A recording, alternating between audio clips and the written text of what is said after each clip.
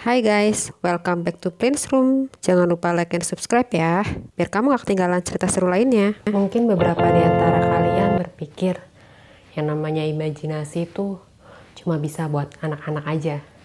Tapi tahukah kalian kalau imajinasi itu seperti kayak kalian merencanakan sesuatu, terus pasti kan kamu pikirin apa rencana itu dan kamu bayangkan itu. Nah, namanya itu imajinasi. Gitu juga dengan imajinasi yang di dalam Tuhan. Ketika kamu berdoa, bayangkan, berimajinasi seakan-akan Tuhan udah jawab doa kalian. Ketika kalian frustasi, depresi, dan lain sebagainya, apalagi kayak masalah pandemi COVID kayak gini, kalian gak tahu kapan ini berakhir. Banyak anak-anak Tuhan juga frustasi. Kita pada saat itu jangan diam aja. Kita mengusir dalam nama Tuhan Yesus. Dalam nama Yesus segala frustasi tidak ada di dalam diriku. Kalian harus mencontoh seperti Tuhan Yesus, di mana dia juga pernah digodain sama iblis pada saat dia puasa. Kalian coba lihat di Matius 4 ayat 10. Maka berkatalah Yesus kepadanya, "Anyalah iblis, sebab ada tertulis, engkau harus menyembah Tuhan Allahmu dan hanya kepada Dia sajalah engkau berbakti." Jadi ketika frustasi datang, kamu harus usir dalam nama Yesus. Tidak ada frustasi, tidak ada depresi. Aku milik Tuhan Yesus. Iblis itu mainnya di pikiran kita. Jadi segala bentuk depresi, frustasi itu berpusat dari pikiran kita. Jadi pada saat itu kita jangan diam aja, kita harus mengusir. Coba kalian buka di Efesus 6 ayat 12. Karena perjuangan kita bukanlah melawan darah dan daging, tetapi melawan pemerintah, melawan penguasa, melawan penghulu-penghulu dunia yang gelap ini, melawan roh-roh jahat di udara. Jadi kalian harus lawan, kamu usir, kamu tengking itu. Oke? Aku pelayanan sebagai tim doa, di mana pada saat itu aku sedang mendoakan orang. Aku orangnya rasional dan Tuhan membawa aku sebagai tim doa. Jadi pada saat itu aku bertiga sama teman aku doain teman aku. Kita bilang dalam nama Tuhan Yesus. Jatuh orang itu. Wow, gua merasa kayak Iron Man banget gitu. Ya tapi bukan karena aku yang hebat, tapi ada kuasa dan Roh Kudus yang bekerja di dalam aku yang hebat. Nah, begitu juga dengan kuasa imajinasi. Kamu membayangkan seakan-akan Tuhan udah jawab doa kamu. Tapi pastikan permintaan kamu sesuai dengan firman Tuhan. Kalian lihat di Yakobus 4 ayat 3. Atau kamu berdoa juga, tetapi kamu tidak menerima apa-apa karena kamu salah berdoa. Sebab yang kamu minta itu hendak kamu habiskan untuk memuaskan hawa nafsumu. Apa itu yang dimaksud dengan memuaskan hawa nafsu kita? Misalnya nih, kamu mau kuliah atau kerja atau sekolah di tempat favorit kalian, di tempat yang pengen banget kamu ke situ atau tempat bonafit. Nah, tujuan kamu apa ke situ? Misalnya, aku untuk balas dendam sama teman yang dulu ngejahatin aku. Aku pengen nunjukin kalau aku hebat. Itu udah pasti gak dijawab sama Tuhan. Tapi kalau kamu tujuannya adalah untuk, aku akan bersaksi dengan orang banyak di mana Tuhan menolong hidup aku. Itu ada kemungkinan Tuhan akan jawab. Tapi waktu Tuhan bukan waktu kita. Jadi kamu harus sabar menunggu waktu Tuhan. Jadi kamu harus berharap banget sama Tuhan kalau doa kamu dijawab sama Tuhan. Bayangin seakan-akan Tuhan udah jawab doa kalian. Di situ ada kuasa yang bekerja. Kenapa aku nekenin bayangin? Di sini kamu lihat kayak contoh di Kejadian 12 ayat 1 sampai 6 kisah Abraham. Oke, berfirmanlah Tuhan kepada Abraham, pergilah dari negerimu, dari sanak saudaramu dan dari rumah bapamu itu ke negeri yang kutunjukkan kepadamu. Aku akan membuat engkau menjadi bangsa yang besar dan memberkati engkau, serta membuat namamu masyhur dan engkau akan menjadi berkat. Aku akan memberkati orang-orang yang memberkati engkau dan mengutuk orang yang mengutuk engkau, dan olehmu semua kaum di muka bumi akan mendapat berkat. Ayat keempat, lalu pergilah Abraham seperti yang difirmankan Tuhan kepadanya, dan Lot pun ikut bersama-sama dengan dia. Abraham berumur 75 tahun ketika ia berangkat dari Haran. Ayat 5, Abraham membawa Sarai istrinya dan Lot anak saudaranya dan segala harta benda yang dapat mereka dan orang-orang yang diperoleh mereka di Haran. Mereka berangkat ke tanah Kanaan lalu sampai di situ. Abraham berjalan melalui negeri itu sampai ke suatu tempat dekat Sikem, yakni pohon terbantin di More. Waktu itu orang Kanaan diam di negeri itu. Abraham waktu disuruh sama Tuhan, dia tuh nggak yang nanya-nanya sama Tuhan. Di mana Tuhan tempatnya? Ntar kalau nyasar gimana? Aku kemana? Enggak, dia langsung jawab, yuk, oke Tuhan. Atau Tuhan bilang, ayo kemas-kemas, kita pergi. Oke.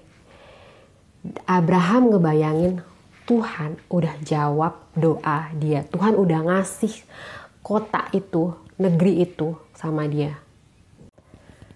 Coba kalian baca lagi di Kejadian 22 ayat 2. Ini paling terkenal kalau kamu Kristen lama. Ini ayat sekolah minggu yang udah lama banget lah. Dimana firmannya, ambillah anakmu yang tunggal itu yang kau kasihi yakni Ishak. Pergilah ke tanah Moria dan persembahkanlah dia di sana sebagai korban bakaran pada salah satu gunung yang akan kukatakan kepadamu. Ini mana sih? Luar biasa banget sih Abraham. Bayangin, kita tuh udah nunggu lama banget. Tahu-tahu Tuhan minta bunuh. Aduh, kayak stres banget gak sih? Abraham tuh kayak gitu loh. Aduh, ini sih imannya sih luar biasa banget ya Abraham. Percaya banget gitu sama Tuhan Yesus. Dan dia benar-benar dia kasih anaknya. Coba udah lama kita tunggu tiba-tiba Tuhan ambil. Aduh, kayaknya tuh parah banget gak sih? Kita pasti bakalan. Yang bener aja Tuhan, kita mungkin komplain sama Tuhan. Kita mungkin nyalahin Tuhan dan lain sebagainya. Tapi Abraham tuh ya udah gitu. Wow banget gitu. Terus lanjutin di ayat 3. Keesokan harinya pagi-pagi bangunlah Abraham. Ia memasang pelana keledainya dan memanggil 2 orang bujangnya beserta Ishak anaknya. Ia membelah juga kayu untuk korban bakaran itu. Lalu berangkatlah ia dan pergi ke tempat yang dikatakan Allah kepadanya. Ayat 4. Ketika pada hari ketiga Abraham melayangkan pandangnya, kelihatanlah kepadanya tempat itu dari jauh. Ayat 5. Kata Abraham kepada kedua bujangnya itu, tinggallah kamu di sini dengan keledai ini. Aku beserta anak ini akan pergi ke sana. Kami akan sembahyang. Sesudah itu kami akan kembali kepadamu. Oke.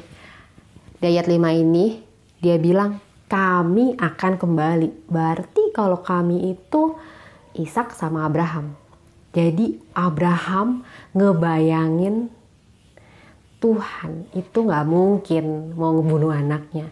Dia ngebayangin pasti juga balik lagi gitu.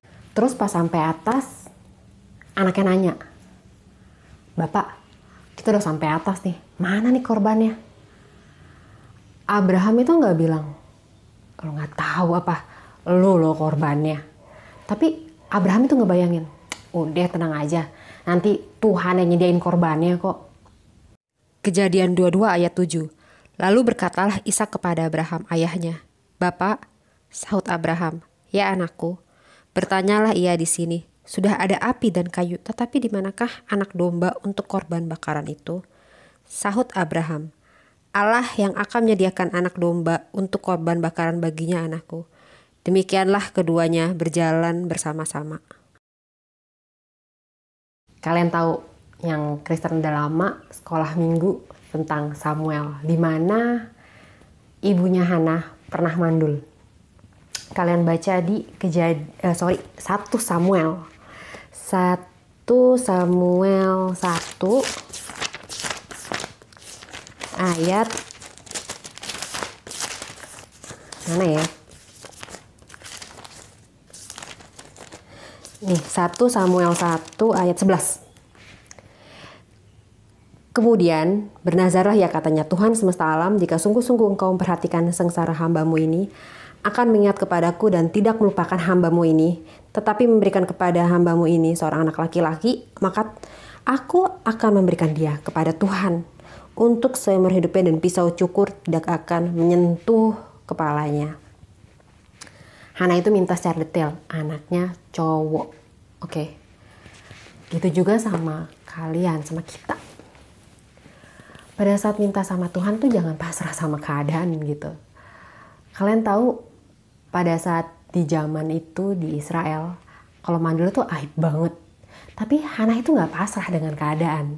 Dia yakin Tuhan akan jawab doanya dia. Jadi dia minta secara detail anaknya cowok. Oke, akhirnya benar anaknya lahir dan itu cowok.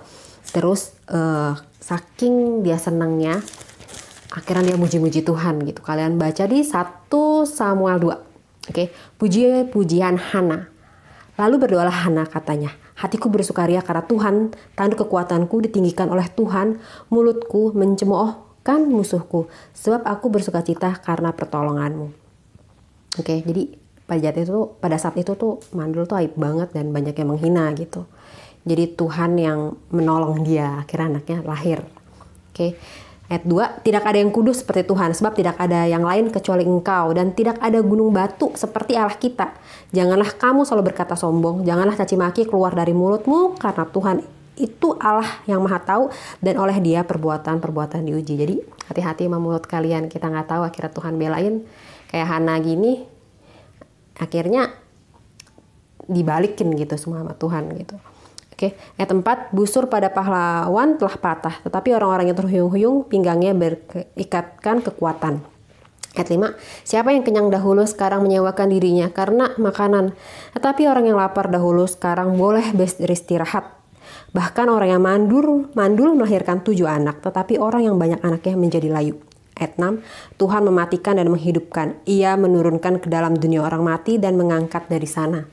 Ayat 7, Tuhan membuat miskin dan membuat kaya, ia merendahkan dan meninggikan juga. Oke, Tuhan yang bisa merendahkan dan meninggikan. Jadi ya harus mengucap syukur dan gak boleh menghina-hina orang gitu. Ayat 8, ia menegakkan orang yang hina dari dalam debu dan mengangkat orang yang miskin dari lumpur, untuk menundukkan dia bersama-sama dengan para bangsawan dan membuat dia memiliki kursi kehormatan. Sebab Tuhan mempunyai alas bumi dan di atasnya ia menaruh daratan. Ayat 9, langkah kaki orang yang dikasihinya dilindunginya, tetapi orang fasik akan mati binasa dalam kegelapan. Sebab bukan oleh karena kekuatan sendiri seseorang berkuasa. Ayat 10, kalian perhatikan di ayat 10, orang yang berbantah dengan Tuhan akan dihancurkan atas mereka, ia mengguntur di langit. Tuhan mengadili bumi sampai ke ujung-ujungnya. Ia memberi kekuatan kepada raja yang diangkatnya dan meninggikan tanduk kekuatan orang yang diurapinya. Pada saat itu belum ada raja di Israel. Tapi Hana ngebayangin anaknya ini akan mengurapi raja-raja. Oke, jadi zaman dulu tuh bentuknya raja kayak apa gitu nggak tahu. Tapi Hana itu ngebayangin. Oke, di ayat 10 kan dia bilang, ia memberi kekuatan pada raja yang diangkatnya dan meninggikan orang kekuatan orang yang diurapinya.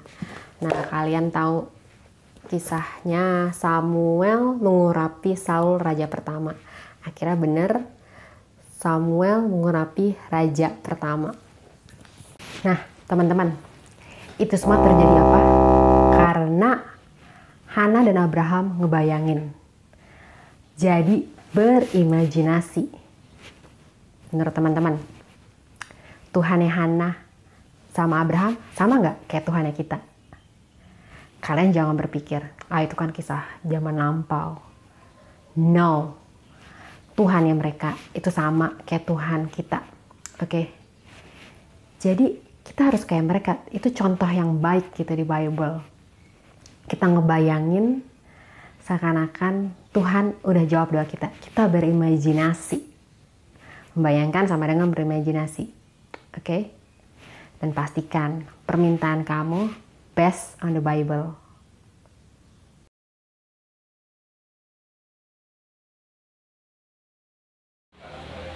Hai guys, sekarang aku lagi ada di rumah lama, rumahnya mau dibangun.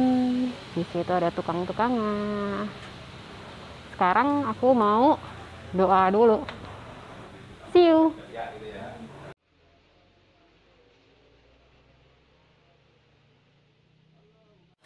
Hai guys, ini rumahnya udah mulai dibongkar, udah mulai pembangunan.